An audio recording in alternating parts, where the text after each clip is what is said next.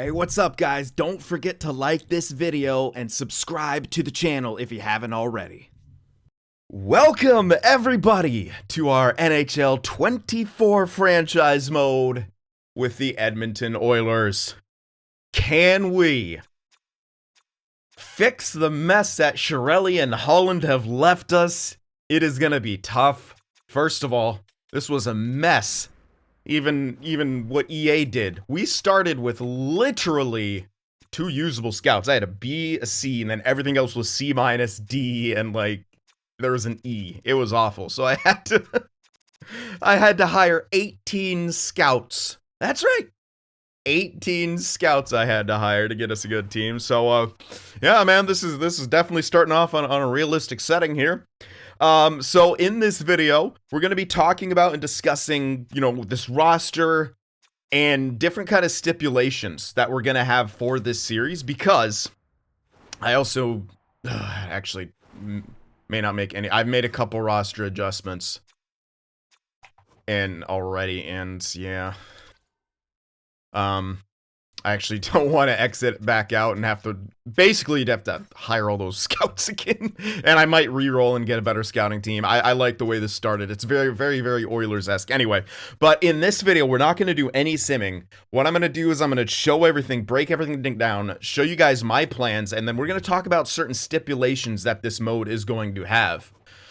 For instance, Connor McDavid, 3 years left. Draisaitl has 2 years left. We're gonna, it was mentioned by someone in a comment that's like, hey, maybe McDavid and Draisaitl automatically walk in free agency. I think that's a little silly, but we can have some kind of stipulation where if we don't make a big enough splash in Connor McDavid's remaining 3 years, like either another conference final appearance or maybe a cup appearance, then he will walk or demand a trade or something like that. So I think that could add a whole lot more spice to this series and make it more, of a challenge and things like that. Because goddamn, this roster sucks, to be honest. And I mean, there's just no depth. It's McDavid and Draisaitl, really. I'm sure it'll sim pretty decently, but yeah. Now, one thing I'm gonna do here, that's for sure, is when it comes to the power play,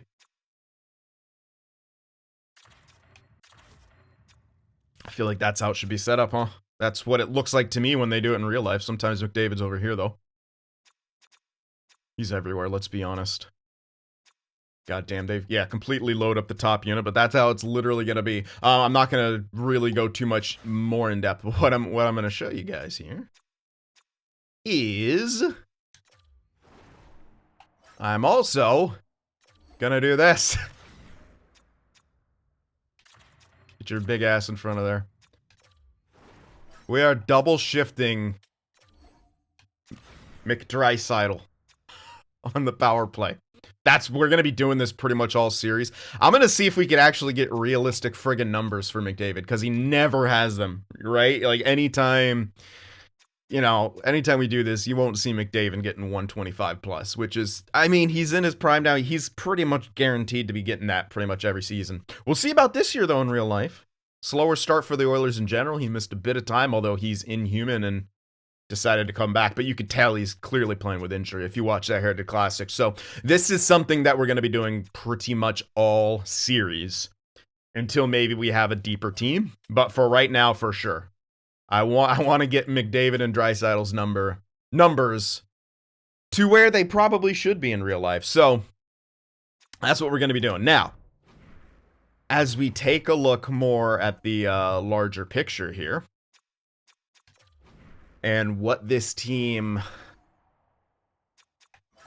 has, we got no reinforcements coming, man. So, do we have a step back year and then try to push, or we try to push hardcore the whole time? Like, that's the thing. We have to think about what kind of stipulations we want on the series when it comes to what McDavid wants, what Draisaitl would want, and what would keep them in Edmonton. Because, yeah. Those are your big two. The main one, obviously, McDavid. And what I could do is when Draisaitl's right here, we could do 1 year, we line them up and say, okay, if you don't do anything by this point or whatever, they'll walk or we have to trade them, something. I kind of like that idea. Like, Holloway looks okay, but he's already on your team. He's nothing special. Nothing special whatsoever. I mean, the bottom six is really a train wreck when you look at it. Even the set, like, everything besides that first line, you can argue is a freaking train wreck.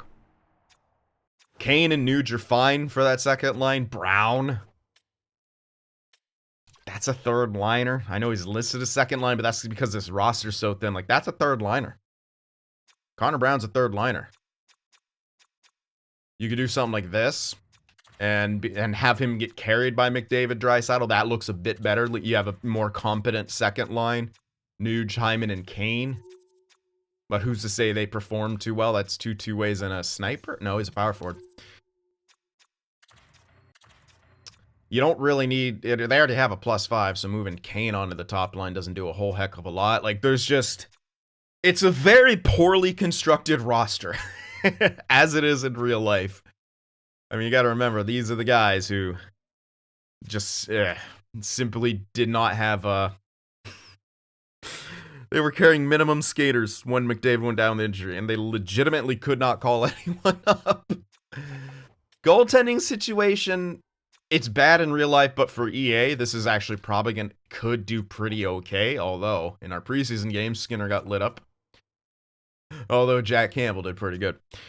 It's not a bad 1-2 punch. Like, this could sim extraordinarily well, particularly in the playoffs.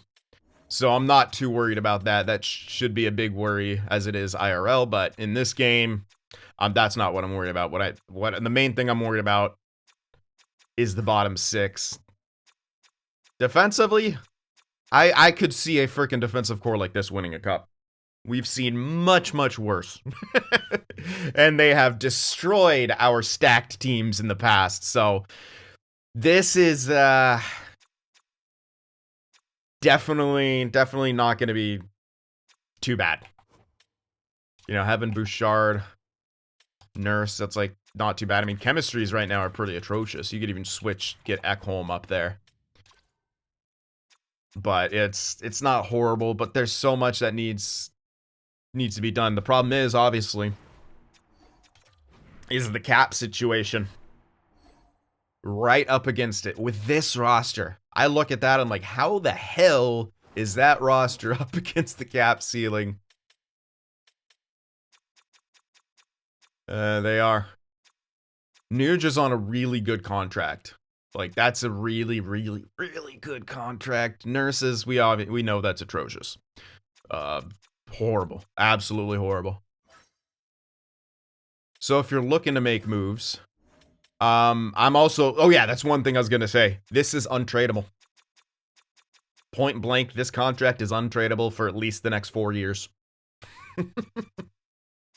Yep. So that's another stipulation for this franchise. I don't care if someone wants him. I don't care if I could fit him on some scrub team.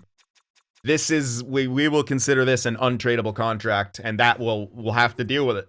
Because it is. It's a horrible freaking contract for a player like Darnell Nurse.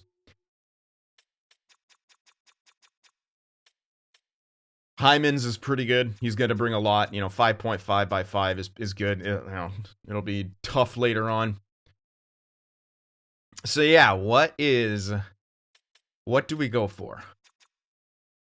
I'm thinking if you wanted to take a step back in the first year and then try to, you know, draft pretty well, get some guys for the future to continuously cycle in, because we don't really have that. That might be necessary. It's just, what is tradable? That's the big question. What is tradable without breaking the bank? Seriously, what is tradable? I'm looking. This is... Oh my god. How do you even get picks? CC won't be tradable till next year. No one wants an extra year of that guy on that price tag. Come on. horrible. This guy, but it's like, maybe you hold on to him. It's 63-18. Defender, this team is so screwed. Skinner at least has pretty friggin' good value for what he brings to the table. Why are we spending that much on... Look how much you're spending on... Oh my god. Yeah, that's too much for 2 goaltenders of that caliber. You can't... Oh, that's another thing. You can't trade Campbell. No way you're able to trade that contract. Good gracious. So with these... With what I'm talking about, with these kind of restrictions in place and things like that... Yeah. And another thing. We're going to be bringing back draft pick restrictions. We had none in the Boston series because I always like doing that for the first one. I like to just see how crazy I can go, see what kind of stuff we can draft. We will be having draft pick restrictions for this. Now, what it usually is the first 3 years, I get to have 12 total picks. A total of, a limit of 5 in the first 2 rounds. I usually do that when I'm starting a rebuild, though. But, how do we... If we don't rebuild at any point, then, yeah. So I'll probably just stick with that. Three in the first 3 years, I can only have 12 total picks, 5 in the first 2 rounds. After that, 9 total picks. Was it 3 or 4 in the first 2 rounds? I think it's 3 in the first 2 rounds. Yeah.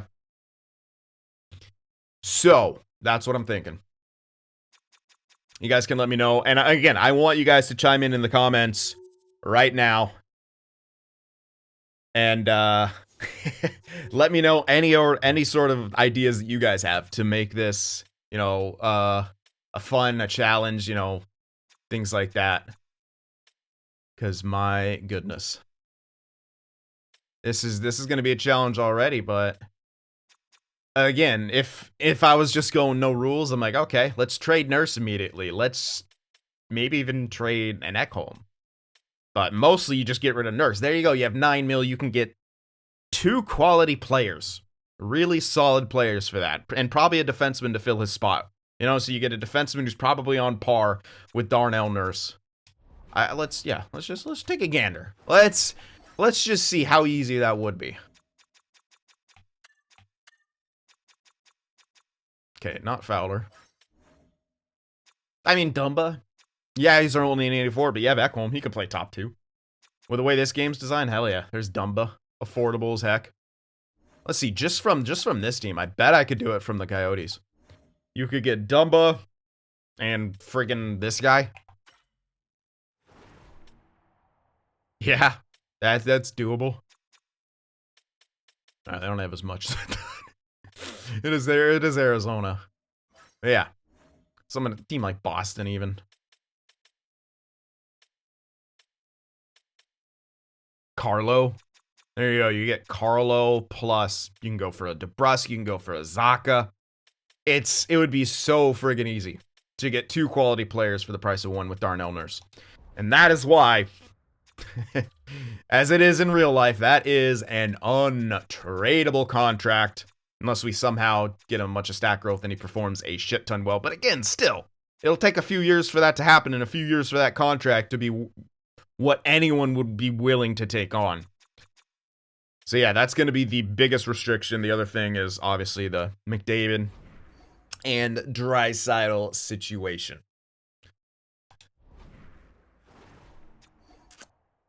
So with all that in mind, what the heck? I'm going to see if we can do any extensions right now, too. Yeah, just Fogle. Yeah, Broberg coming off, but...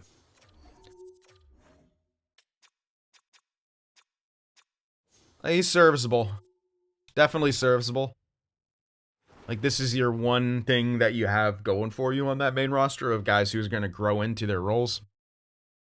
He's not incredible by any means. He's likely not going to get to a true top 4, but you want to try to make him a little bit better. If not, this is a guy you ship off. So maybe Broberg is a bit of value that you use, although 22.79 at top 4, the value's not going to be anywhere near where you want it to be. Big yikes. And I do want to give you guys, actually, you know what? I'll save and exit here. I'm going to give you guys a gander at the roster.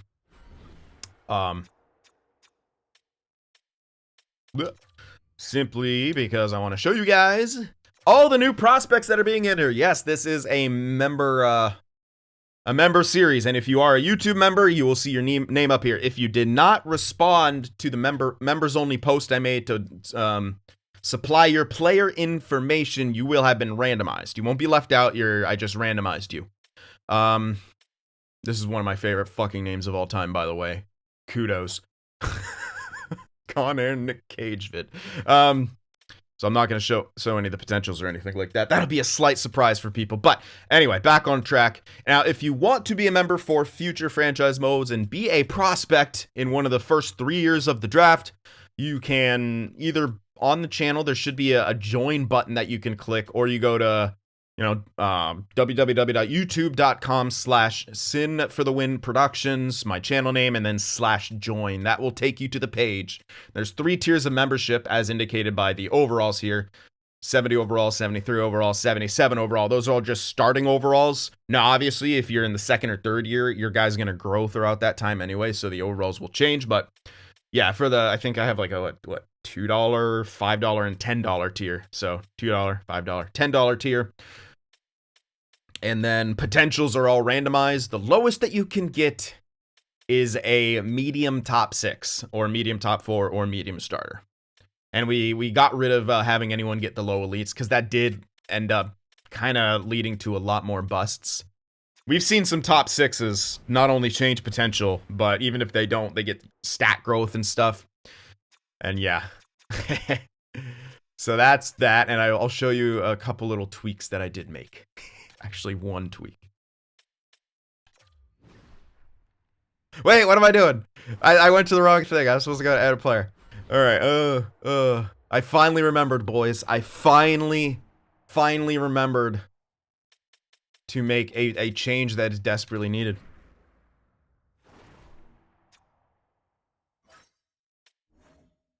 There you go. Adam Fox. Now, oh my god! He went from 92 to 87! All I did was decrease his defense a bit. To a more realistic level. That's all.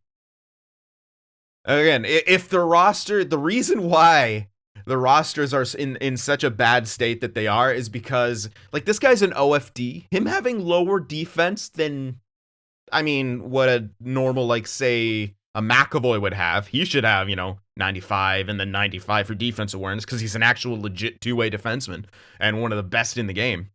But, like, Erik Karl, like, okay, example. We'll take a look. I'm going off a bit of a rant here, but we weren't going to get to any simming anyway. As I said, I wanted to get your guys' ideas. I'll show you guys a major example. Now, it might be slightly different because he's lower overall. No, he's a 91. Never mind. Yeah, he just won the Norris again. Like, they have him at 89 defensive awareness. This Erik Karlsson, that should be probably 85. But to get his overall boosted up, the awarenesses are like the biggest thing that boosts overall. And it's just general. Everyone has like the same thing. So if you have a grinder and you crank up his offensive awareness a bunch, even though he's a grinder, that's going to increase his overall. So the rating system is flawed in general. I wish that they would change the rating system and rate players for how they're designed. So as Karlsson's an OFD, his overall gets boosted a lot by having good offensive awareness and good passing, good shot, but decreasing the defensive awareness to a more realistic level. Honestly, you could decrease it to like freaking 82, because that's how good he is on defense. He's not good on defense, but his offense outweighs his defense, and he should still be like a high 80s, low 90s overall. Because he's an OFD, but I don't know why that rating system used to be in place way back in the day, but they for some reason changed that. Don't ask me why. And then now it's just a standard system. Like, you used to be able to have a tough guy 80 overall, but he'd have trash defense, offense, and like puck skills because he should, but because his physical category was jacked up, he would still be listed as like a 4th liner or a 3rd liner. Anyway, that's my small tangent for the day. We'll load back in here. So yeah, any other line line combos and things like that you guys want to do, let them all go here. Let all your suggestions fly right here. Trades, stipulations for this franchise mode, line combinations. How we should play McDavid. Fucking just probably honestly put him literally everywhere. Like top PK too. Him and Draisaitl top PK. Maybe not top, but like the second one. He's not even on it. He PKs in real life too. What is this? So yeah, let that all fry. Again, this is going to be a bit of a shorter episode, but I wanted us to kind of hash out some of the cool things that we could do for this series to make it, again, a little bit more challenging, a little bit more like realistic. At least, all the Oilers fans will freak out. McDavid's never leaving. You never know, man. Like, I'd probably not, but if you guys have the year that you're right now set up to make, man, like how much more of that is that poor guy supposed to take? They've had 8 years to build a competent roster around this guy, and you can argue in the last couple, it has gotten worse. You could make that argument. There's only so much you put up with that as the best player in the world. So we'll see. But that's something that I want to add into our series. That whole aspect, that kind of X factor to make it so like we are on a time limit to do something, to be able to keep friggin' Connor McDavid. And honestly, maybe he walks in free agency. Maybe that should be the ultimate thing. Anyway, let me know all your guys' suggestions, of course, like that. Do not forget to like this video, man. First video of a series. Got to get the hype train rolling early on here. So thank you guys very much for your support. I'm super, super excited for this. So let me know. I'll see you guys in the next episode when we really, really start this series.